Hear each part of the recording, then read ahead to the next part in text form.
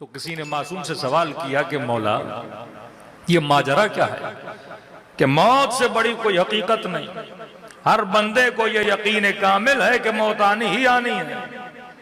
حیوان کو نہیں پتا کیونکہ اسے نہ سوچ ہے نہ سمجھ ہے، انسان کو تو فیوچر پلاننگ آتی ہے، وہ گھر بھی بناتا ہے تو فیوچر کے حساب سے، وہ بچوں کو اسکول بھی بھیجتا ہے تو ایک فیوچر پلاننگ کرتا ہے، وہ کوئی جاب بھی لیتا ہے تو فیوچر پلاننگ کرتا ہے کہ مولا جس کو یقین ہے کہ موت آنی ہی آنی ہے، پھر یہ کیا کیفیت ہے کہ بندہ جس موت پر یقین بھی رکھتا ہے پر زندگی ایسے گزارتا ہے جیسے اس نے کبھی مرنا ہی نہیں ہے۔ تو معصوم باب ہے غفلت، کہ بندہ غافل ہو جاتا ہے اور یہ بھول جاتا ہے کہ میں نے مرنا ہی مرنا ہے۔ کہ مولا لاکھ کوشش کرنے کے باوجود بھی یہ غفلت ختم کیوں نہیں ہوتی؟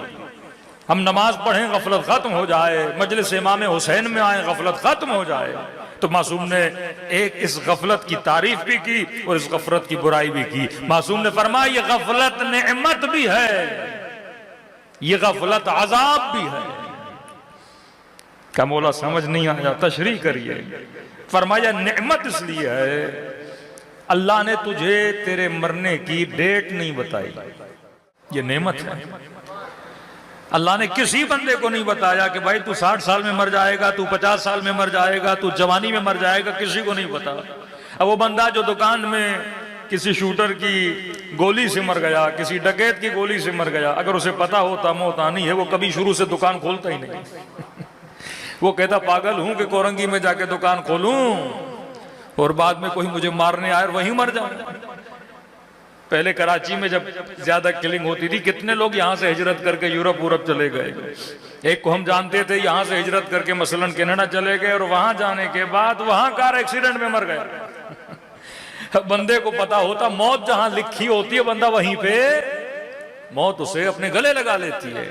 اب جسے پتا ہوتا اللہ اگر بتا دیتا کہ تمہاری موت یہاں ہونی ہے تو دنیا کا نظام کیسے چلتا؟ کہ اللہ نے تجھے غفلت دی، یہ غفلت نعمت بھی ہے۔ میں اس کو اپنے طریقے سے سمجھانا چاہوں، خدا نہ خواستہ کسی مومن کو کینسر ہو جائے اور ڈاکٹر یہ کہے کہ بھائی آپ کے دن اب 1 ہفتہ بچا ہے، 15 دن بچے ہیں اور اس کے بعد خدا حافظ، اور رشتہ داروں کو بھی بتا دیں تیاری کرنا شروع کر دیں، منیمم مثلا 15 دن، میکسیمم مثلا 2 مہینے بندہ زندہ رہے گا۔ اب جس سے بتایا جا رہا ہے کہ آپ 2 مہینے سے زیادہ زندہ نہیں رہو گے، مجھے یہ بتائیے وہ کبھی ورلڈ کپ کا میچ دیکھے گا؟ وہ کبھی کرکٹ دیکھے گا؟ وہ کبھی رمضان کی اندھیری راتوں میں شور مچائے گا اور رات کو کرکٹ کھیلے گا؟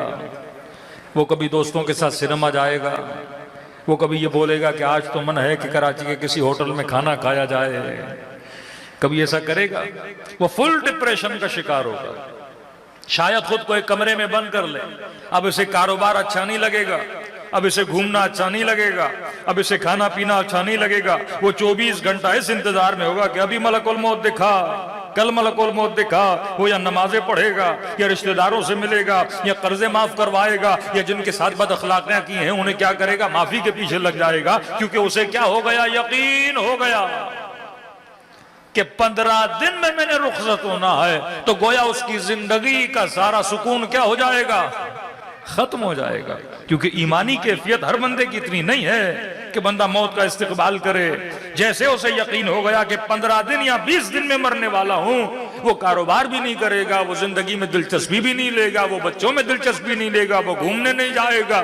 تو فرمایا اس کی پوری زندگی درہم برہم ہو جائے۔ خوشی مری گھومنے گیا، گویا بڑی خوشی موت کے استقبال کے لیے وہاں جا رہا تھا۔ تو فرمایا اللہ نے تجھے غفلت دی ہے، یہ غفلت کیا ہے؟ نعمت ہے، کہ تو چند گھڑیوں کے لیے غافل ہو جاتا ہے تاکہ بچوں کے لیے کمانے جائے، دکان پہ محنت کرنے کے لیے جاتا ہے، لوگوں سے ملنے کے لیے جاتا ہے۔ اگر خدا یہ غفلت نہ دیتا شاید کوئی بندہ کاروبار کے لیے جاتا، شاید کوئی اپنے بچوں کی رزق اور روزی کی تلاش کے لیے باہر نکلتا۔ تو خدا نے تجھے کیا دی ہے؟ غفلت دی ہے۔ کہ یہاں پر غفلت نعمت ہے، لیکن مولا یہ بتائیے یہ غفلت عذاب کب بن جاتی ہے؟ فرمایا اگر غفلت ٹیمپریری رہے تو نعمت ہے، لیکن اگر غفلت ابدی غفلت ہو جائے تو باعث عذاب ہے۔ ٹیمپریری کا مطلب کیا؟ بندہ صبح گھر سے نکلا کاروبار کے لیے، موت سے غافل ہے، ہاں کوئی بورچی ہے، کوئی ڈرائیور ہے، کوئی شاپ کیپر ہے، مگن ہے اپنی چیزوں کو بیچنے میں، مگن ہے گاڑی چلانے میں، مگن ہے کھانا بنانے میں، غافل ہے۔ یہ غفلت اگر 8 گھنٹے کی ہے تو اچھا ہے، 6 گھنٹے کی ہے تو اچھا ہے، لیکن آفس میں بھی غافل رہے، چھٹی ہو جائے پھر گھومنے چلا جائے اس میں بھی غافل رہے، رات کو گھر آئے پھر ٹی وی پہ بیٹھ جائے پھر بھی غافل رہے، اور سو جائے صبح کے 11-12 بجے تک سوتا رہے پھر بھی غفلت۔ نیند تو دوسرا غفلت کا نام ہے نا، نیند تو ویسے ہی غفلت ہے۔ پھر 8 گھنٹے نیند کی غفلت میں گزر جائیں پھر بھی بندے کو یاد نہ رہے کہ میں نے موت آنی ہے، پھر نیکسٹ ڈے اٹھ کے پھر بزنس کے لیے چلا جائے۔ اگر یہ غفلت لمبی ہو جائے تو یہ باعث عذاب ہے، لیکن اگر غفلت چھوٹی رہے تو یہ باعث نعمت ہے۔ اور معصوم فرماتے ہیں کہ اللہ نے یہ جو 5 وقت نماز واجب کی ہے، جی مومن نے کہا مولانا اچھا نہ ہوتا 5 کی 5 ایک وقت پڑھ لیتے، یہ جھنجھٹی ختم ہو جاتا کہ دوپہر کو پڑھنی ہے، مغرب کو پڑھنی ہے، صبح کی نماز کے بعد پڑھنی ہے۔ ارے اللہ کو کیا پڑھی ہے کہ ہر الگ الگ وقت میں بلا رہا ہے؟ میں نے کہا شکر کرو تم شیعہ 3 وقت میں آتے ہو، وہ بیچارے اہل سنت تو وہ بیچارے 5 وقت الگ الگ کر کے جاتے ہیں۔ فضیلت کے اوقات تو وہی ہیں جس طرح وہ پڑھتے ہیں، لیکن ایک سہولت دین نے تمہیں دے دی کہ 3 وقت کر کے ایک ساتھ نماز پڑھ لو۔ لیکن شاید کسی مومن نے کہا سہولت اور بڑھ جائے پروردگارا، کیا ہوتا کہ ساری نمازیں اکٹھی کر کے ہم صبح یا دوپہر یا جب ہمیں دن میں ٹائم ملے بڑے سکون سے پڑھ دیں۔ معصوم فرماتے نہیں، یہ نماز کے جو اوقات خدا نے رکھے ہیں، اللہ کو کیا ہے کہ ایک وقت میں بھی تم سارے سجدے کر دو، لیکن وقت کو الگ الگ رکھنا یہ سائنس کیا ہے، اس کا فائدہ کیا ہے؟ فرمایا یہ نماز نہیں ہے، یہ سوئے ہوئے انسان کو غفلت سے بیدار کرنے کی صدائے ہے۔ تو صبح کو نیند کی غفلت سے اٹھانے کے لیے تجھے سردی میں اٹھایا جاتا ہے کہ اٹھ تو دنیا میں سونے کے لیے نہیں آیا، تو اللہ کی عبادت کے لیے آیا ہے، تو کوئی مقصد لے کر دنیا میں آیا ہے، تو صبح کی 2 رکعت نماز پڑھ کے نیند کی غفلت سے بیدار کیا جاتا ہے۔ اور صبح کے اٹھنے کے بعد ناشتہ کرنے کے بعد جب کاروبار میں جاتا ہے، جب دوپہر کے وقت کاروبار اپنے پیک پہ ہوتا ہے، تو مسجد کے مناروں سے اذان کی آواز آتی ہے کہ حی علی خیر العمل، حی علی الفلاح، آ بہترین کام کی طرف، آ کامیابوں کی طرف۔ فرمایا پھر تجھے کاروبار کی غفلت سے اٹھا کر مسجد میں حضور کی محفل میں لا کے بٹھا دیتا ہے۔